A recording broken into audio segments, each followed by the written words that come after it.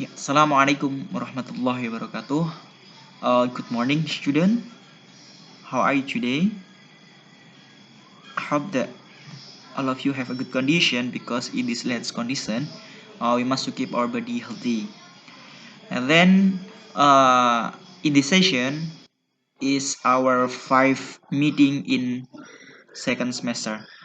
Pada pertemuan kali ini kita akan belajar lebih banyak terkait dengan tenses atau rumus untuk membuat suatu kalimat atau pengungkapan dalam suatu waktu tertentu.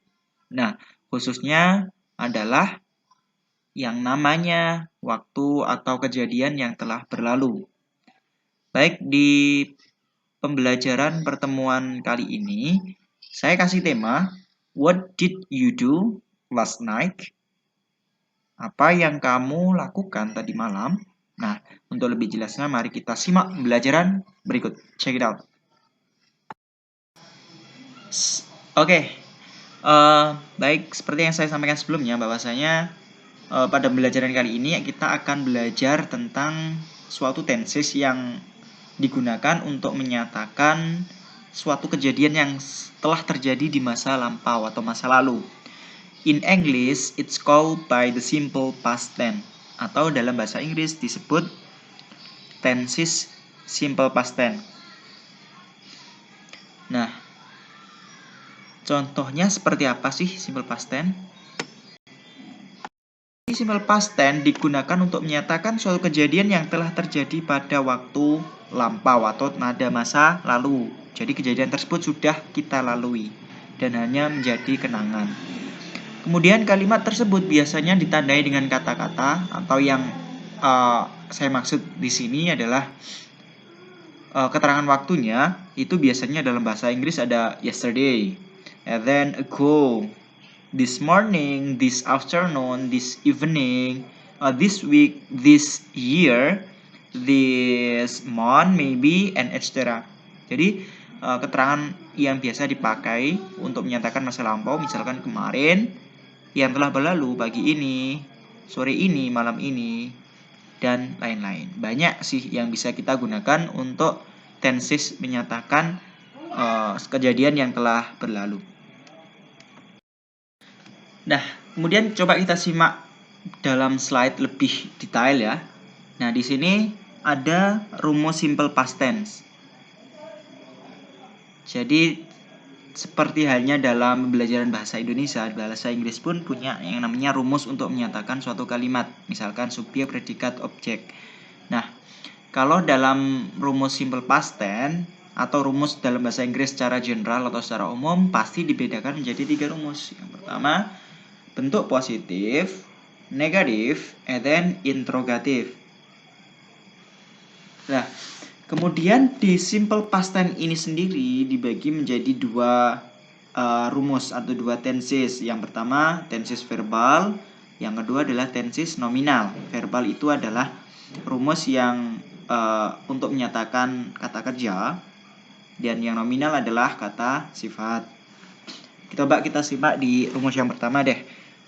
Bentuk positif, untuk yang verbalnya rumusnya, karena di sini adalah simple berarti sangat sederhana. Jadi S itu subjek plus verb 2. Verb 2 itu kata kerja. Contohnya, she bought a new book yesterday. She sebagai subjek, bought sebagai verb 2. Apa sih Pak verb 2? Nah, verb 2 adalah kata kerja bentuk kedua yang menyatakan bahwasanya pekerjaan itu telah dilalui atau sudah berlalu.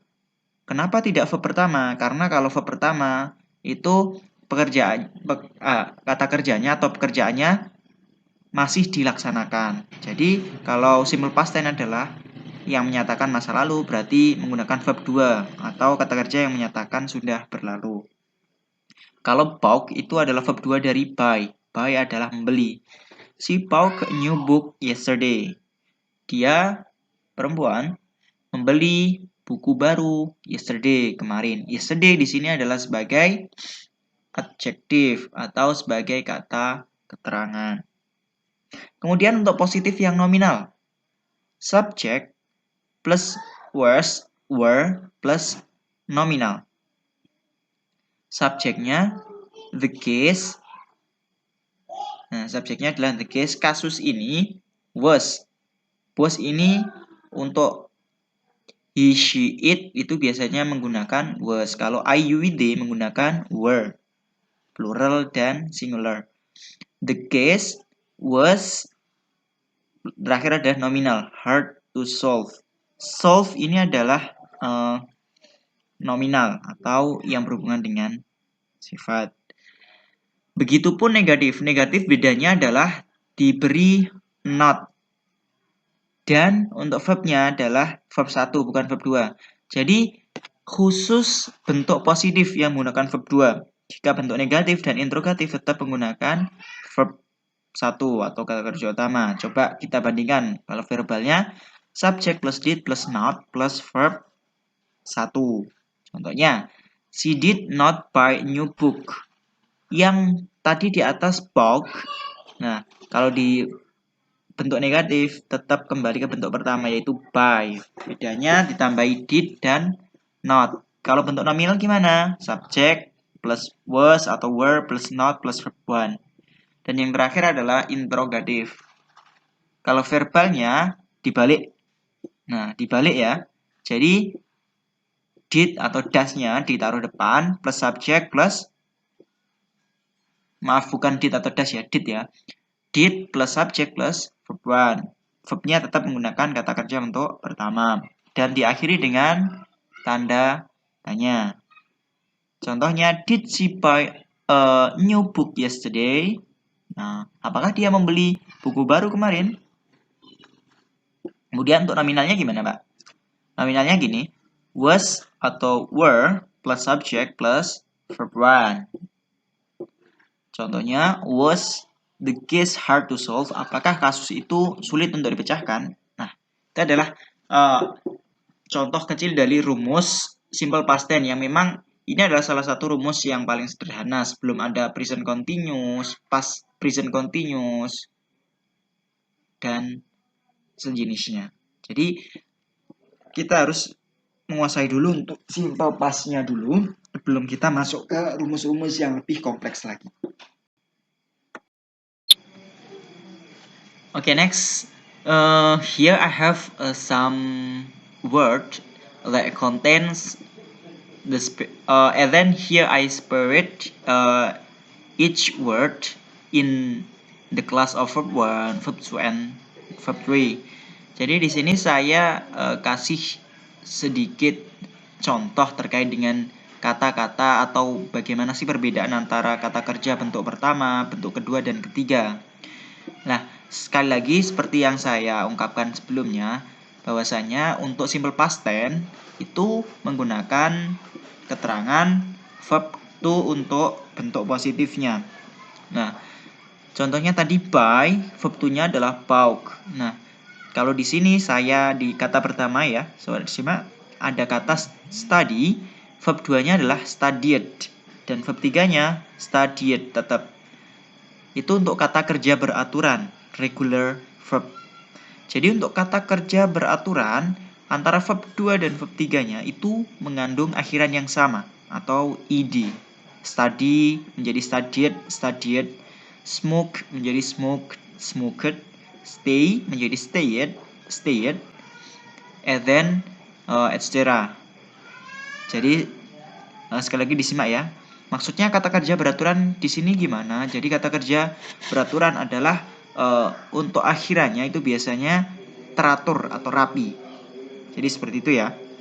Kemudian coba kita lihat untuk irregular verb atau kata kerja tidak beraturannya.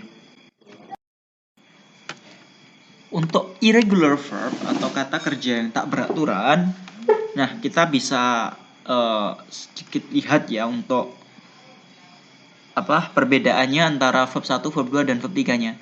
Kalau di kata kerja beraturan, itu antara verb 2 dan verb 3 biasanya selalu diakhiri dengan ed. Tapi kalau tak beraturan, itu ada yang katanya sama, ada yang tidak ditambahi, bahkan tidak berubah. Nah, Itu adalah perbedaan yang memang kata kerja tak beraturan adalah kata kerja yang biasanya akhirannya itu memang tidak sama. Contohnya kita di sini cut atau gunting. Verb 2-nya cut, verb 3-nya tetap cut. Untuk verb 1 yang di com, verb 2-nya came, verb 3-nya com lagi. Untuk verb 1-nya drink, drunk, drunk.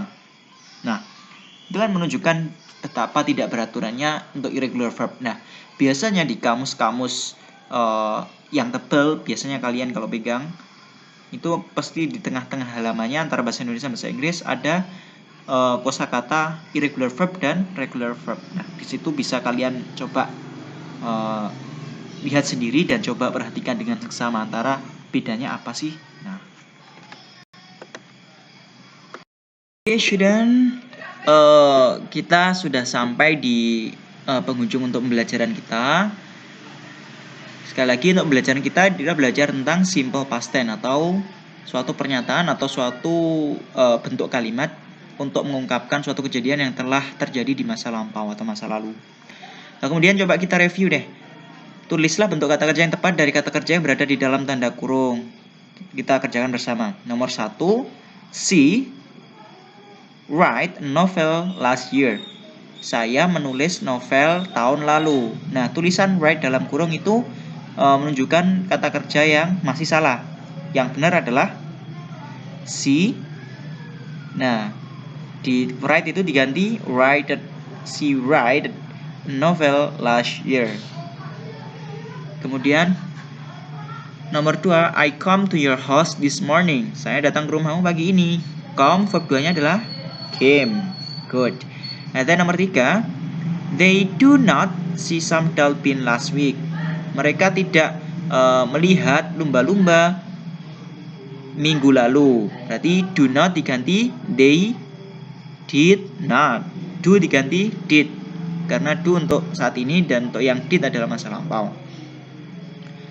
Untuk yang keempat, what do we eat for lunch yesterday? Apa yang kita makan untuk makan siang kemarin? What did? Nah, tetap did ya. Karena did digunakan untuk masa lampau. Yang terakhir, the student study English last Friday. Yang benar adalah the student studied English last Friday. Oke, good. Nah, kita paling nggak tahu nih garis besarnya gimana untuk mengerjakan mengubah dari simple present tense menjadi simple past tense. Nah, kemudian karena untuk memaksimalkan pembelajaran kalian di buku kerja atau LKS, maka tolong dipelajari juga latihan soal yang ada di LKS, terutama di unit 10 dengan tema What did you do last night?